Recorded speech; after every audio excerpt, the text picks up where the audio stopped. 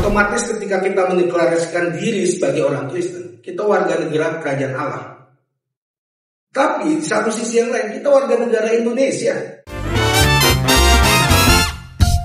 Selamat datang dalam podcast Pankas. Ini merupakan podcast perdana dari GPIB Jemaat Pancaran Kasih Depok.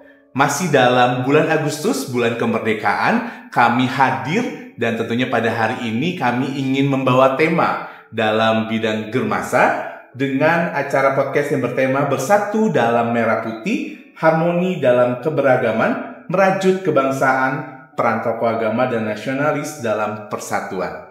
Kita tahu bahwa bangsa Indonesia adalah bangsa yang majemuk, terdiri dari berbagai macam suku, bahasa, ras, dan juga agama.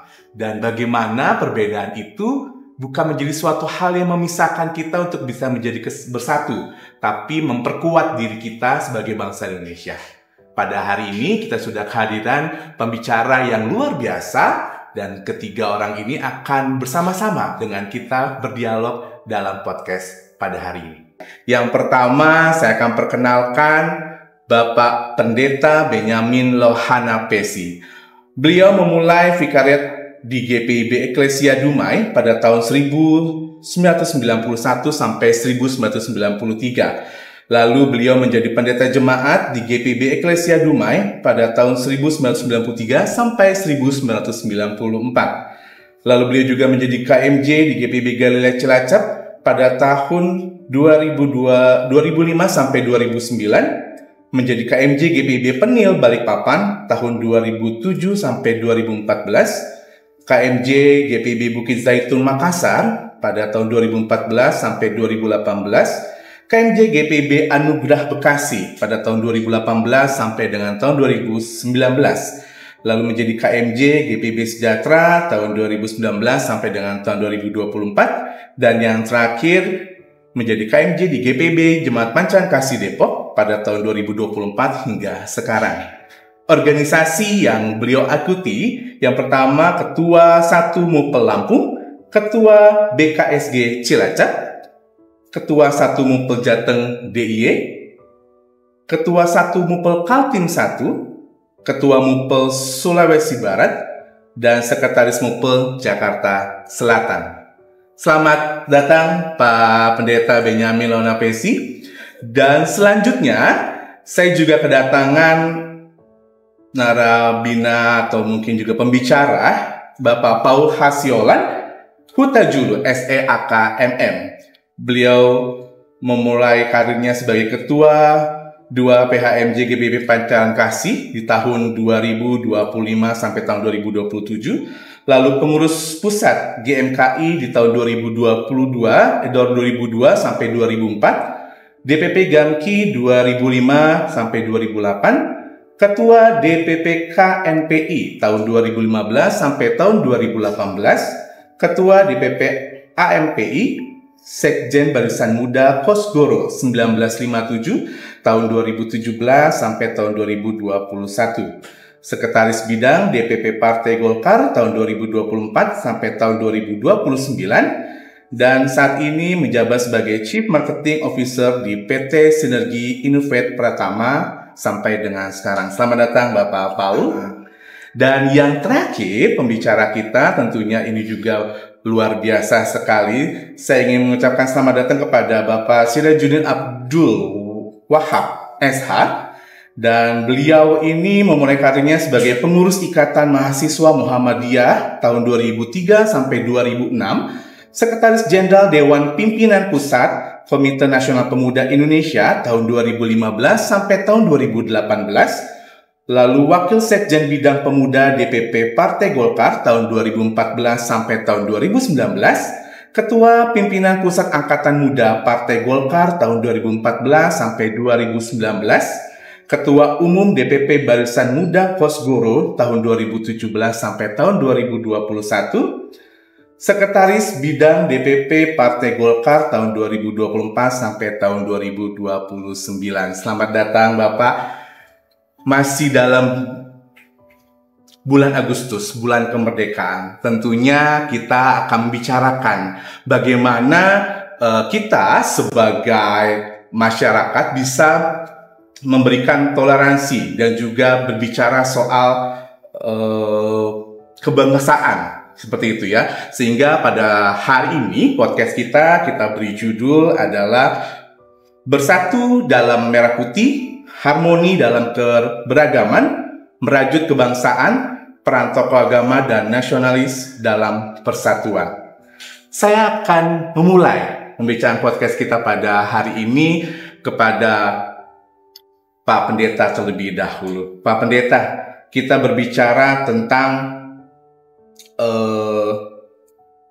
pentingnya peran agama dalam memperkuat nasionalisme. Menurut Bapak sendiri, bagaimana sih ajaran agama dapat menjadi landasan untuk mencintai tanah air kita Indonesia ini? Iya, baik. Bapak Ibu saudara-saudara, terima kasih pertanyaan ataupun persoalan yang sebagai tokoh agama, saya menyadari bahwa kita selama saya melayani di GPIB khususnya, saya pernah berada di suasana di tempat di mana bisa hidup dalam keberagaman. Contohnya ada satu yang tadi belum disebut, misalnya saya berada di Lampung. Itu jemaat pertama saya itu sekitar tahun 94 sampai 2005. Nah, di sana kita berada dalam suasana di mana ada beberapa tokoh-tokoh agama dan kami berusaha untuk bisa hidup dalam toleransi satu dengan yang lain. Bukan hanya pada saat-saat tertentu, misalkan ada undangan-undangan khusus, tetapi pada saat hari-hari raya tertentu, baik itu dari pihak Muslim maupun dari pihak Kristen, kami sama-sama berbaur. Bahkan kepala desa waktu itu atau Pak Lurahnya pun sangat-sangat menopang dalam kehidupan beragama. Pembangunan gereja, dia yang menandatangani untuk supaya adanya dapat izin, supaya izin itu keluar. Beliau bertanya pada bilang kepada saya, yang penting saya tanda tangan saja, nanti warga akan tanda tangan semua. Dan setiap kali ada kegiatan-kegiatan juga di agama-agama, misalnya hari raya Idul Fitri, saya bersilaturahmi ke rumah-rumah di mana di sekitar gereja supaya kami bisa hidup bersama-sama. Jadi itulah pola di mana saya sebagai tokoh agama, sebagai seorang pendeta, mendidik jemaat untuk kita tidak hidup sendiri, kita hidup ada orang lain juga. Dan mereka juga adalah sama-sama seperti kita. Yang membedakan kita mungkin keyakinan, iman. Tetapi biar bagaimanapun ada hal-hal tertentu yang kita tetap menjaga, yaitu keharmonisan dan juga toleransi hidup satu sama lain. Jadi sesuai dengan pesan Alkitab bahwa biar bagaimanapun orang Kristen atau gereja itu ditempatkan bukan untuk menjadi satu kelompok yang mementingkan diri sendiri atau eksklusif. Ya, dengan program-program GPIB, dengan P2M-nya, dengan mencoba merakyat atau berhubungan dengan masyarakat, terus membantu masyarakat juga. Jadi itu sudah nyata di dalam setiap program-program kerja, baik di tingkat jemaat maupun di tingkat sinodal. Yang sekarang ini sedang digalakan dialog-dialog antar agama atau kita sebut dialog antar iman. Supaya kita punya persepsi yang sama di bumi Indonesia ini. Bahwa kita punya kewajiban yang sama. Menjaga keutuhan Negara Kesatuan Republik Indonesia. Saya rasa itu pandangan dari saya sebagai seorang pendeta GPIB yang sudah dan pernah bergaul dan juga bisa berhadapan dengan masyarakat luas, khususnya tokoh-tokoh agama saling menghormati satu sama lain. Nah, itu yang kami tanamkan di tengah jemaat supaya mereka juga berperan. Kalaupun mereka sebagai seorang pemimpin daerah, tugas tanggung jawabmu tetap netral, tidak ada yang ini. Jangan sampai nanti berpihak ke satu dan sebagainya. Mungkin itu pandangan dari saya. Ya, terima kasih. Berarti memang penting sekali menjaga itu selaku pendeta, tentunya di tengah-tengah masyarakat yang banyak suku, budaya, ras, keyakinan agama ya tentunya, dan itu paling penting untuk menjaga itu sendiri. Nah saat ini sekarang saya mau ke Pak Sijardudin. Pak, kalau misalkan kita bicara soal Pancasila dan Bhinneka Tunggal Ika, merupakan suatu hal yang penting kita memahami tentang Pancasila dan Bhinneka Tunggal itu sendiri. Nah, bagaimana sih nilai-nilai Pancasila dan Bhinneka Tunggal Ika itu kita terapkan menjadi suatu hal yang relevan dalam kehidupan kita sehari-hari? Ya, terima kasih. Assalamualaikum warahmatullahi wabarakatuh. Salam, selamat sore buat kita semua. Pertama saya ucapkan selamat atas launching podcastnya GPIB Panjalan Kasih Depok, ya, dan terima kasih sudah diundang di tengah-tengah saudara kita yang beragama Kristen, Protestan di Depok ini. Dan ini saudara saya ya, walaupun berbeda keyakinan, tapi kita satu di dalam kemanusiaan dan kebangsaan. Pak Pendeta, terima kasih sudah bersama kita di sore hari ini. Memang ini adalah suatu hal yang menarik tentang tema bicara tentang Pancasila, tentang kebinekaan segala macam, dan kalau tidak salah 10 tahun terakhir ini menjadi tema yang menarik orang mengangkat tentang kebinekaan Tunggal Ika itu. Walaupun sesungguhnya founding father daripada bangsa kita ataupun negara Indonesia ini sudah meletakkan bagaimana ideologi bangsa itu adalah Pancasila. Dan filosofi dalam kehidupan kita berbangsa dan bernegara itu adalah Bhinneka Tunggal Ika. Berbeda-beda jua kita, baik dalam suku, bangsa, agama, tapi kita satu dalam Indonesiaan. Itulah sesungguhnya filosofis yang diletakkan oleh pendiri bangsa kita. Karena suku ataupun sebuah negara yang unik seperti Indonesia ini mungkin satu-satunya di belahan dunia ini, yang dimana orang mendiami negara kesatuan Republik Indonesia ini dengan berbagai macam multi etnis, multi agama, suku, bangsa, ras dan segala macam. Nah, kalau kita lihat fondasi dasar daripada sejarah perjalanan kebangsaan kita, ya kita punya Sumpah Pemuda 1998. Jadi sebelum Indonesia ada, ya kan, generasi jauh sebelum kita sudah meneguhkan yang namanya semangat kita satu nusa, kita satu tanah air, kita satu bahasa. Nah setelah itu ya kan 1945 ya kan kita merdeka dari penjajahan Belanda ya kan, lahirlah Pancasila sebagai ideologi daripada negara kita, ya, 5 dasar daripada dalam kehidupan kita berbangsa dan bertanah air. Nah di sila ketiga itu bicara tentang persatuan Indonesia. Nah turunan dari persatuan Indonesia itu sekarang kita mengenal istilah, walaupun ini ada bukan hal yang baru, tapi booming di 5-10 tahun belakangan ini bicara tentang moderasi dalam beragama. Nah ini menjadi penting peran-peran pemuka agama ini, bagaimana memasukkan moderasi agama itu, misalnya di Pak Pendeta ya dalam khutbah selain dari bicara tentang nilai-nilai keagamaan, tapi perlu juga mensisipkan moderasi beragama, karena ini menjadi fondasi kita. Dan tidak hanya di ruang-ruang gereja atau di ruang-ruang masjid ataupun wihara dan tempat-tempat ibadah lainnya. Yang paling utama juga itu adalah bagaimana misalnya gereja kan pasti punya sekolah, ya. Jadi di sekolah-sekolah itu dimasukkan juga kurikulum yang mengajarkan tentang bagaimana moderasi agama terhadap siswa. Karena ini penting, karena kita bicara moderasi agama ini tidak hanya untuk kebutuhan hari ini, tapi ini sepanjang Indonesia ada, moderasi agama itu harus terus kita sosialisasikan, harus terus kita ajarkan kepada generasi-generasi baru yang akan terus menjaga dan merawat keindonesiaan kita itu. Nah, karena di dalam moderasi beragama itu tidak hanya kita bicara tentang toleransi, kita mengakui dan menghargai perbedaan keyakinan dan cara beribadah saudara kita. Tetapi di situ ada nilai-nilai kemanusiaan, nilai-nilai budaya dan segala macam di dalam kita memahami tentang moderasi agama. Nah, oleh karena itu langkah membangun podcast ini pun menjadi bagian daripada mensosialisasikan bagaimana moderasi beragama itu. Jadi gereja tidak hanya dia bergerak hanya dalam bidang keagamaan, tapi kan di sekeliling ini juga kan satu bangsa dengan kita ya kan. Jadi gereja pun harus bisa hadir di dalam kehidupan kemasyarakatan, kehidupan sosial dan kebudayaan dan segala macam. Karena agama tidak hanya kaku ya kan, membicarakan tentang baik dan benar ya kan, baik dan buruk dan segala macam ya kan.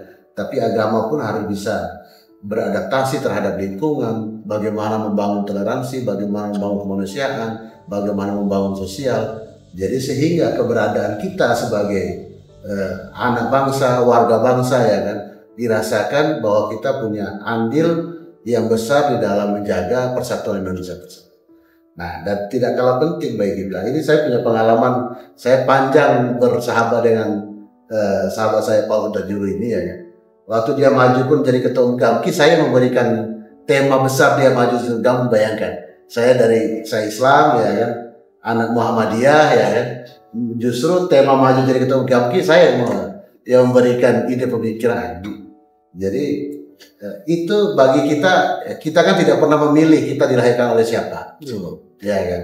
Karena itu suatu hal yang given dari atas ya kan. Ya kita terima, kita kalau suruh memilih kan, ya pasti kita akan memilih yang terbaik, siapa yang melahirkan kita, ya kan?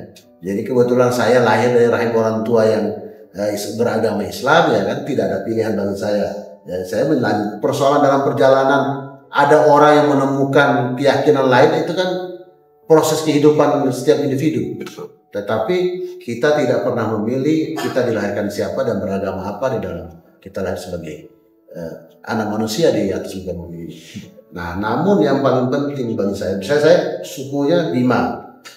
Saya dari kecil sampai dengan SMA itu tidak punya pengalaman berinteraksi dengan saudara kita yang beragama lain, Pak Pendeta ya.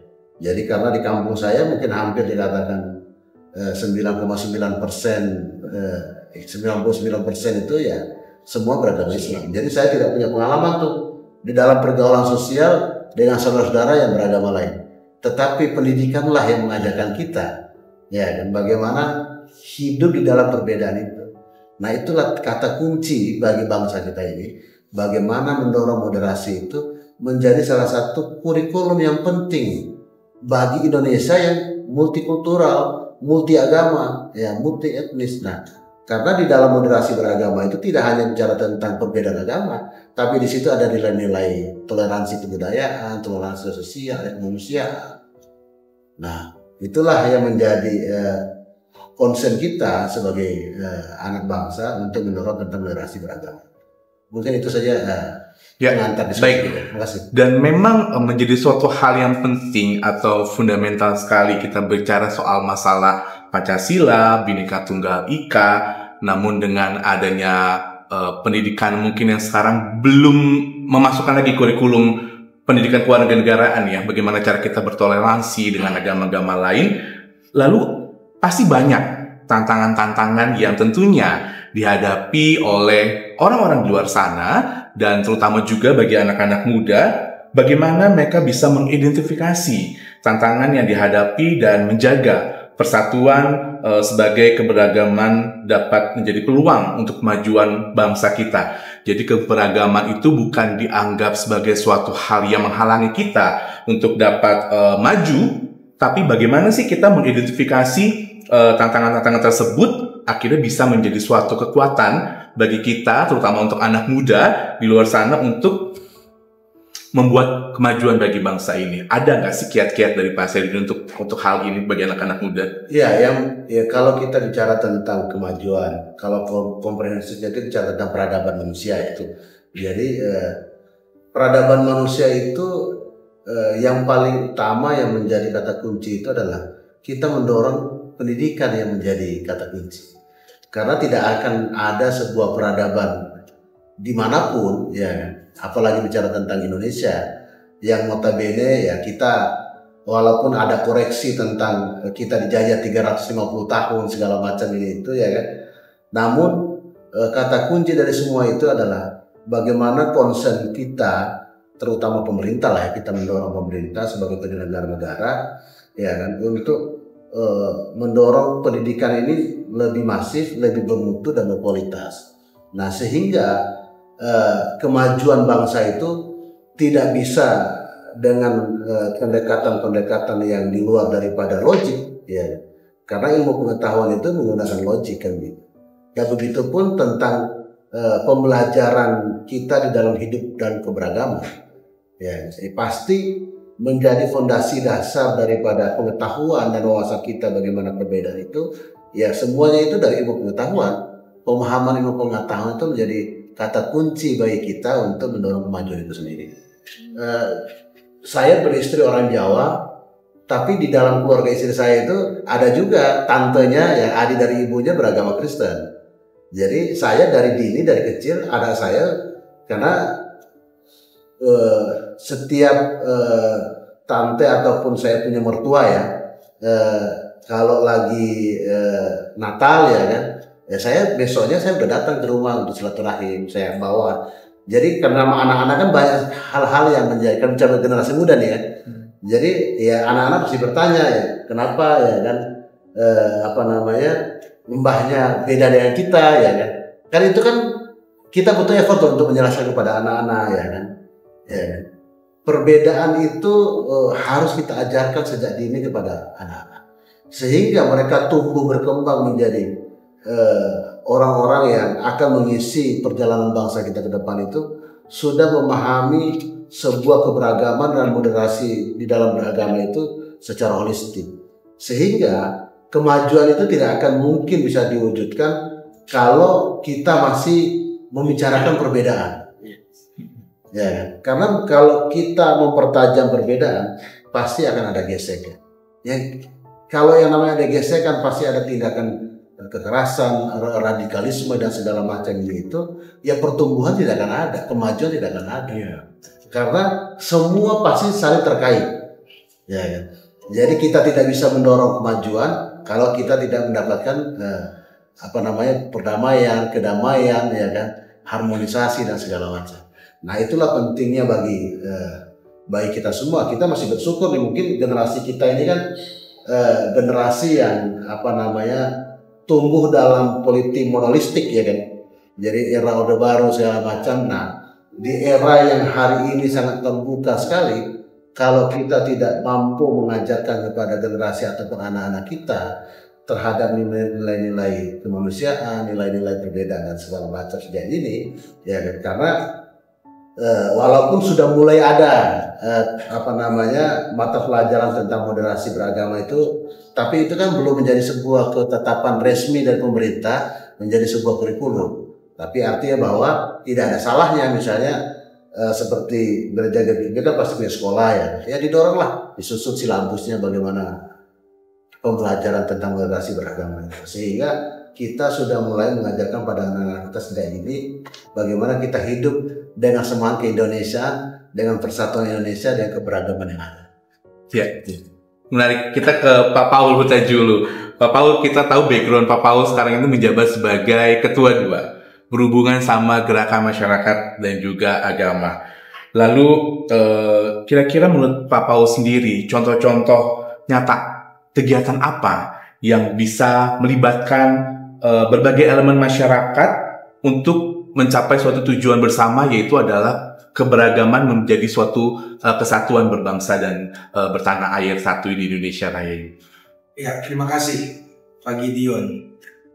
Saya setuju dengan saudara saya Sirajudin. Perbedaan itu nggak usah didiskusikan lagi. Itu sudah fakta dan realita dari mulai kita lahir. Di rumah kita sendiri, kita berbeda juga latar belakang dan lain dengan istri kita. Tapi kan apakah itu kita bicarakan? Tidak. Tapi dengan ikatan perkawinan, kita saling memahami, kita menyatu. Latar belakang berbeda, sifat berbeda, anak kita pun berbeda sifatnya, walaupun saudara. Nah, sikap saling memahami, saling menghargai, dan yang jauh ke depan, justru menurut saya, ya apa yang kita lakukan untuk memperkuat keberagaman kita, masyarakat kita, dengan perbedaan ini. Saling mengisi itu intinya. Nah, dalam konteks gereja, GPIB Pancaran Kasih Depok memang sudah memprogramkan bahwa warga Kristen, warga GPIB Jemaat Pancaran Kasih ini harus berbaur, harus inklusif, di mana program-program yang kita sudah mewujudkan itu. Kita nggak hanya bicara ibadah ritual. Ibadah ritual itu hanya kalender gereja. Tapi yang paling penting kita kedepankan adalah ibadah aktual. Karena kehidupan kita dominan berada dalam konteks ibadah aktual, di mana kita berada di luar lingkungan gereja atau rumah ibadah kita pun, siapapun itu. Nah, di situ kita membaur, di situ kita mengisi. Salah satu yang memang diprogramkan oleh Pancaran Kasih adalah misalkan kita selalu berpartisipasi dalam setiap kegiatan masyarakat apapun itu agamanya.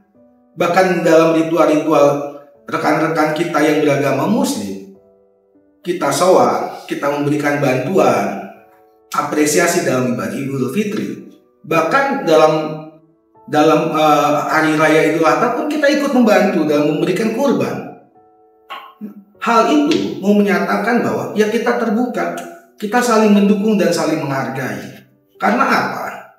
Prinsipnya adalah bernegara ini konsensus, di mana kita hadir dalam satu negara Republik Indonesia berkonsensi dan berbagai macam latar belakang yang berbeda. Tadi saudara saya ini mengatakan dia pernah memberikan saya tema kampanye. Apa tema kampanyenya? Saya nggak pernah terpikir. Dari gereja untuk gereja bagi bangsa, Pak Pendeta.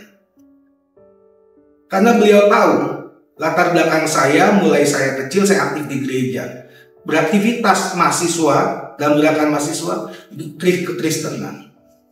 Nah, tapi proses kaderisasi itu harus diberikan untuk memberikan kontribusi bagi bangsa. Itulah ibadah aktualnya. Sehingga keberadaan kita harus terasa, harus berdampak. Itu mau kita ajak. Yang kedua, gereja GPB Pancaran Kasih punya SMP Tribuna. Itu alat kesaksian, di mana kita memberikan pelayanan kepada masyarakat sekitar yang notabene berbeda. Tapi itulah keterbukaan kita, supaya apa? Ketika mereka berinteraksi dan bersatu, mereka bisa tambah pintar. Pendidikan adalah kunci untuk memahami perbedaan itu dan membangun ke depannya.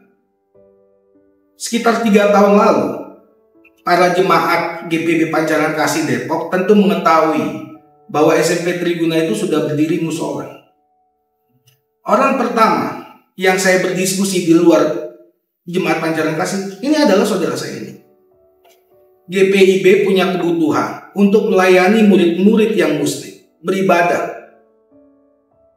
Ya, beliau sangat setuju dan membantu, akhirnya jadi. Dan sekarang itu tidak merasakan manfaatnya bagi masyarakat sekitar, bagi para siswa. Nah, itu harus terus dikembangkan. Jadi oleh karena itu program-program kemasyarakatan, program-program persatuan GPB ini harus terus dimaksimalkan. Contoh, tadi kita udah mendeklarasikan diri melalui perayaan HUT RI hari ini bahwa kita punya nasionalisme yang baik. Hadir aparatur pemerintah, camat tempat kita berdomisili, menyatakan apresiasinya. Dan kita juga menyatakan bahwa ya, kita sebagai masyarakat mendukung pemimpin kita.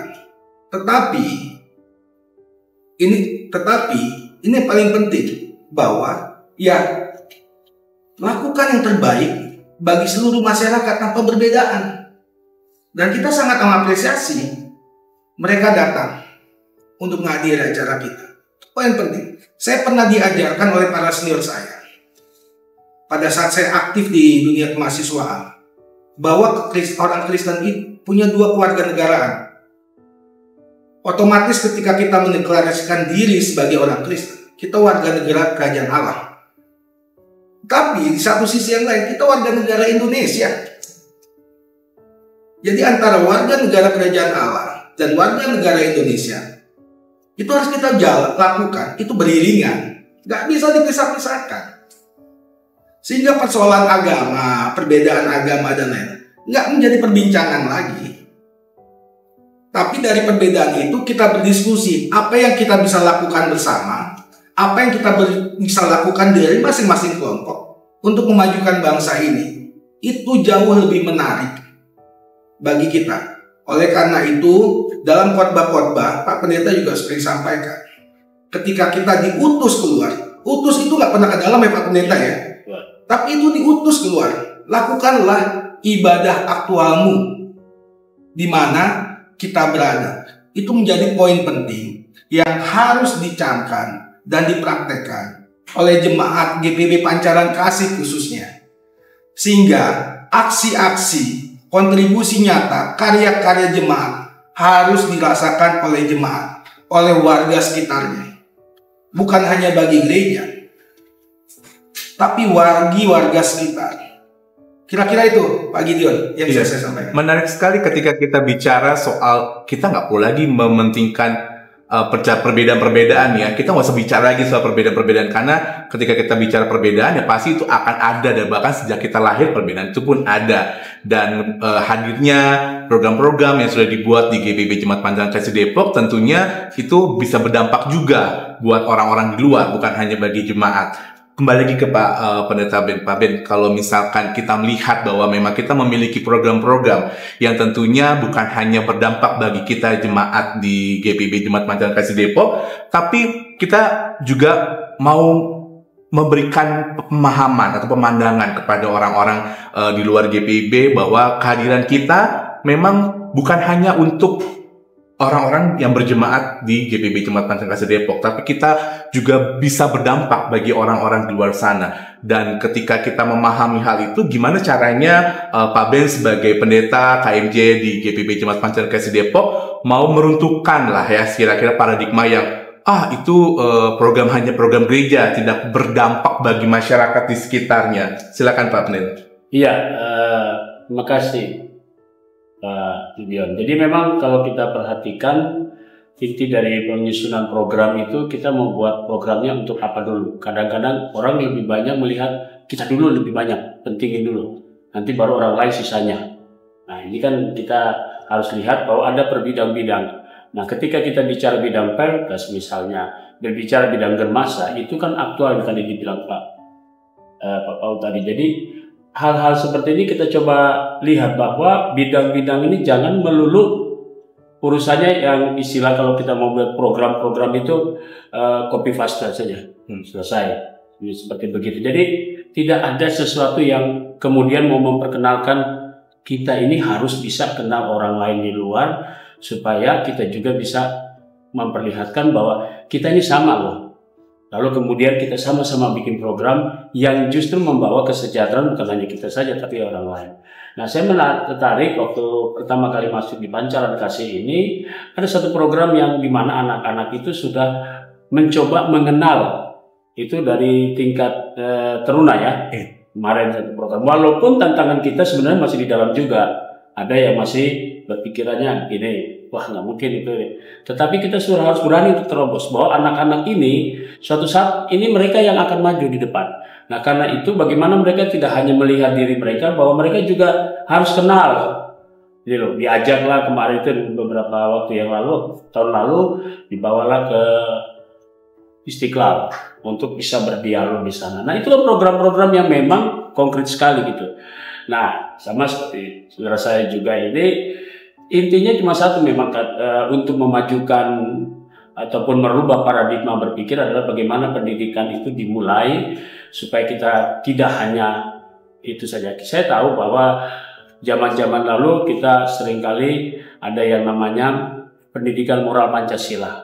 Wah itu memang kalau sebenarnya pendidikan moral Pancasila kita memang diterangkan dengan begitu jelasnya tentang beberapa butir Pancasila, tentang Pancasila. Dari situ kan kita lihat bukan hanya Pancasila itu hanya dihafalkan saja 1, 2, 3 dan seterusnya, tetapi bagaimana dia bisa kemudian dirasakan ketika Pancasila ini benar-benar menjadi pedoman hidup, bahwa ini loh Indonesia, dia punya dasar yang orang lain, negara lain saja yang punya dua agama saja bisa baku berat lagi. Ada sekarang sudah ada 6 ya.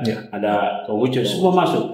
Nah kemarin juga itu yang saya katakan tadi, GPIB sekarang ini selain di Pancaran Kasih juga secara sinodal dia sudah mulai membuka diri. Ya, saya katakan, kita berkunjung di satu tempat, di vihara semua untuk berdialog. Nah, pentingnya dialog itu kan sebenarnya untuk saling mengenal. Kalau kita terus menutup diri, misalnya program-program kita hanya menutup pada diri kita, nggak akan kita keluar ya itu aja biasa. Jadi ya istilahnya ibadah itu ya itu saja, rutin jadinya. Kalau sudah rutin ya udah datang ya kamu kenal saudara ya cuma Cina aja. Tetapi ketika Yesus kata, kalau ketika ajaran Kristen Yesus katakan kasihilah sesamamu, ya sesamamu bukan di dalam gedung gereja. Sesamamu itu ada di luar.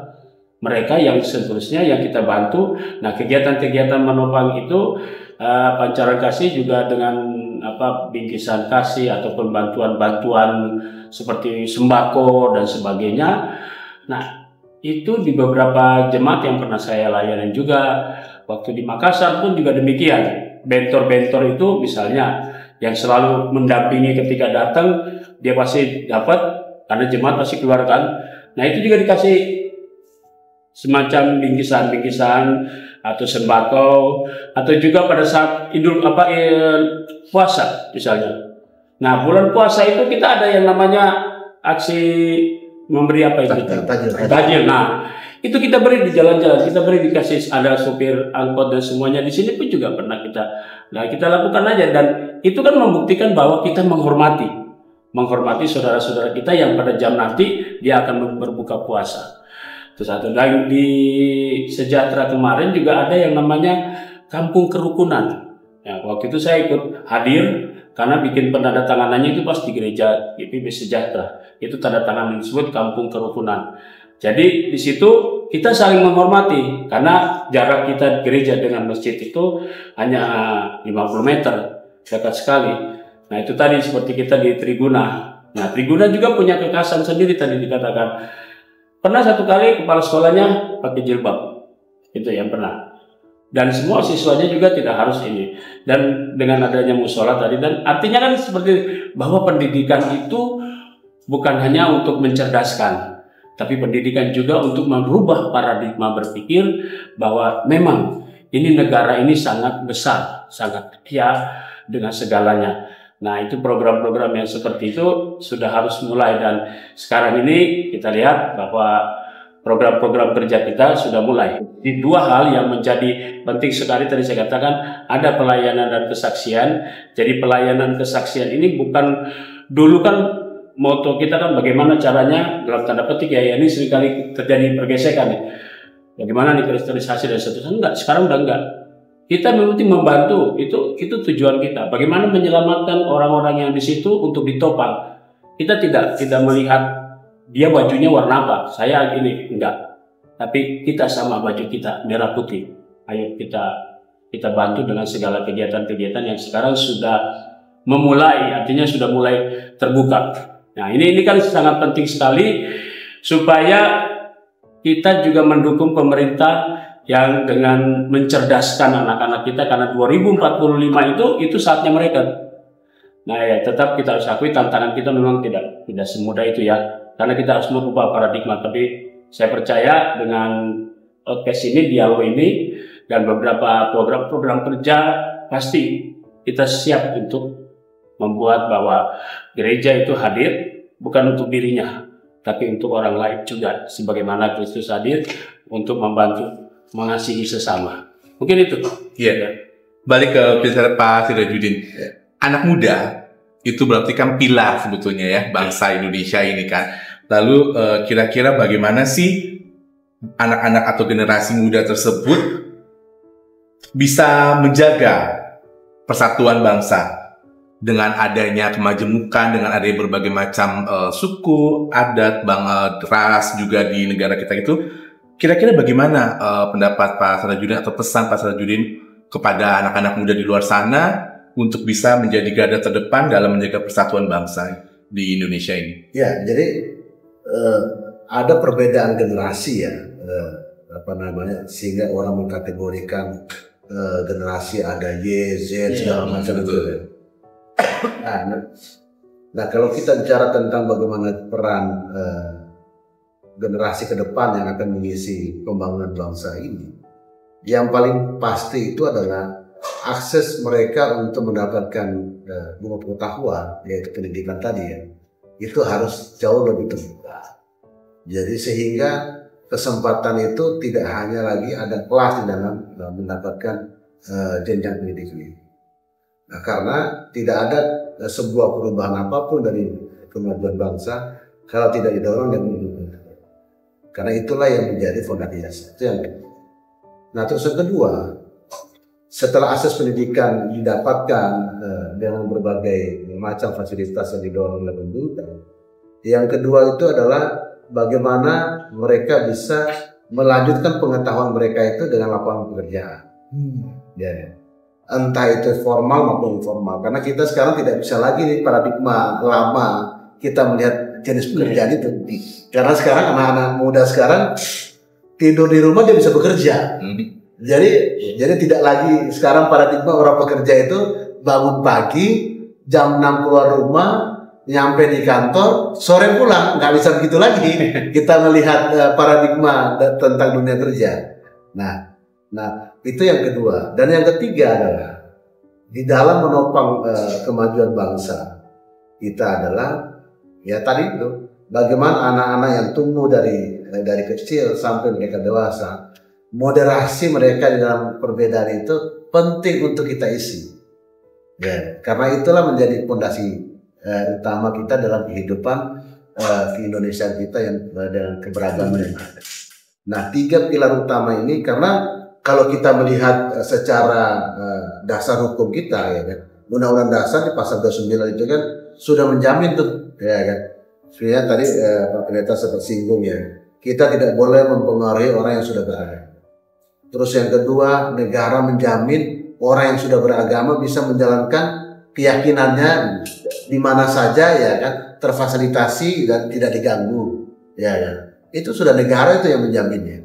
Nah, karena negara menjaminnya, kita harus mengisi nih ya kan, perbedaan itu dengan persatuan kita di dalam melihat bagaimana membangun bangsa kita. Ya, ini kan bangsa ini kan secara besar kita lihat, tapi kita melihat personal masyarakat ataupun kita sebagai bangsa ini ikut menikmati nih perjalanan kebangsaan kita ya. Kita bisa mendapatkan akses pendidikan, kita bisa mendapatkan akses pekerjaan, kita bisa hidup dengan tenang, kita juga orang punya pendapatan, bisa berlibur, bisa hidup, tidak perlu lagi orang bicarakan tentang kau Kristen, Islam dan segala macam ini. Kalau dalam pergaulan kita, ya panggil kata-kata yang tidak pantas dilakukan oleh orang yang punya latar belakang yang awam terhadap pergaulan itu, ya mendengar saya misalnya kafir. Itu hal yang biasa. Ya, jadi bukan suatu hal yang tabu lagi untuk ya kan. Jadi mereka melihat kita pun bagi kita apa sih gitu loh. Jadi kita terlalu primitif menjadikan perbedaan itu sebagai alat untuk kita bersinggungan, untuk kita melakukan pada perbuatan-perbuatan yang mengganggu ya kan, harmonisasi kita di dalam baik kehidupan sosial maupun kehidupan kita berbangsa dan bernegara. Jadi justru hal yang seperti ini nih menjadi gerakan yang bagus nih Pak Pendeta ya kan. Jadi gereja Pancaran Kasih Depok ya kan mendorong ada podcast segala macam. Jadi bisa mengundang semua orang bisa hadir untuk menyampaikan pikiran-pikirannya ya kan. Nah, sehingga gereja itu tidak hanya lagi menjadi momok yang menakutkan bagi orang yang di luar daripada yang Kristen, ya kan? Jadi karena walau bagaimanapun gereja itu kan tempat orang untuk mengagungkan Tuhannya. Artinya bahwa kalau tempat orang mengagungkan Tuhannya, di situ nilai-nilai kebaikan. Jadi bukan orang merasa melihat gereja itu suatu hal yang menakutkan bagi orang yang di luar daripada agama Kristen. Begitupun misalnya anak-anak dibawa ke Istiqlal ya kan. Jadi itu suatu hal yang sangat positif baik untuk pertumbuhan bangsa kita ke depan. Jadi kita sudah harus tinggalkan perbedaan itu menjadi sebuah alat persinggungan. Tapi justru perbedaan itu harus menjadi kekuatan bagi kita di dalam membangun sosial kemasyarakatan kita maupun membangun bangsa dan negara. Mungkin itu. Ya baik. pertanyaan terakhir untuk ketiga Bapak pembicara kita pada hari ini. Pesan singkat yang bisa disampaikan kepada kita semua yang menyaksikan podcast Pankas pada saat ini. Kira-kira apa yang ingin Bapak-Bapak sampaikan?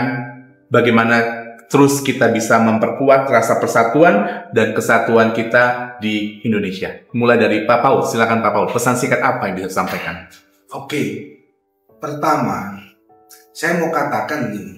Ketika institusi agama gagal menciptakan jemaatnya yang terbuka, maka proses penanaman nilai-nilai keagamaan itu gak berhasil.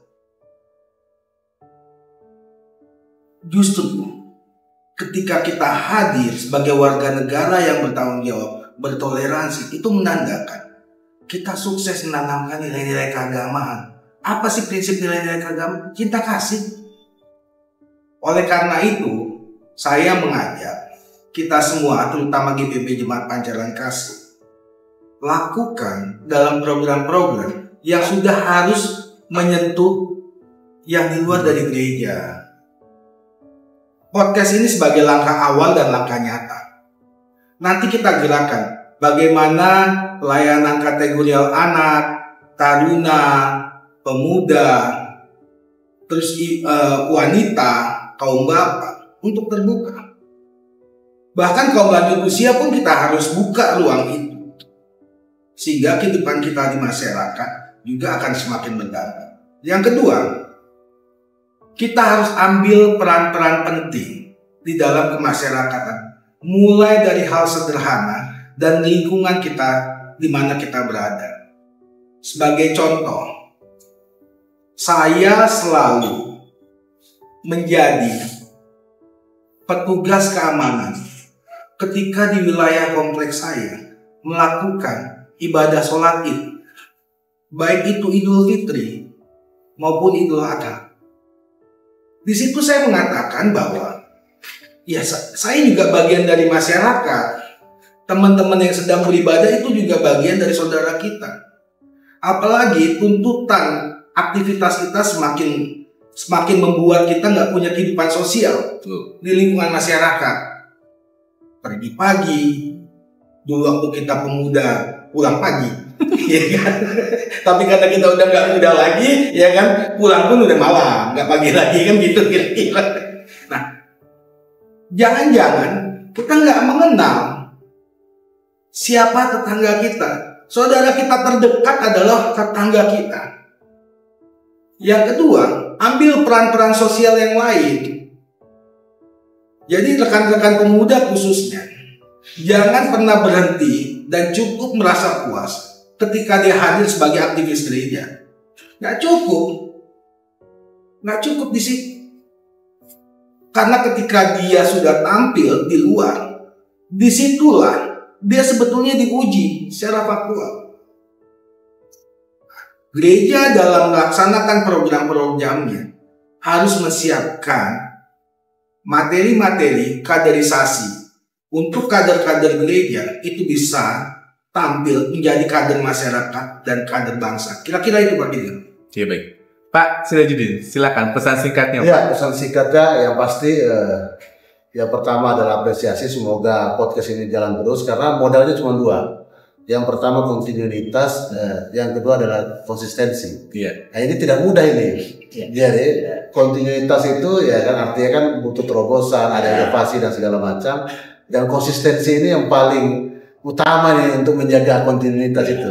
Jadi ya kita berharap bahwa apa yang dilakukan digagas oleh gereja Pancaran Kasih Depok ini terus berjalan sehingga berdampak secara sosial, secara kebangsaan kita ya kan. Di dalam mendorong bagaimana moderasi beragama. Itu yang pertama. Terus yang kedua, yang paling penting ya pesan-pesan bagi anak-anak muda gereja nih. Jadi ini bisa menjadi contoh utama nih di dalam pergaulan kebangsaan ya kan.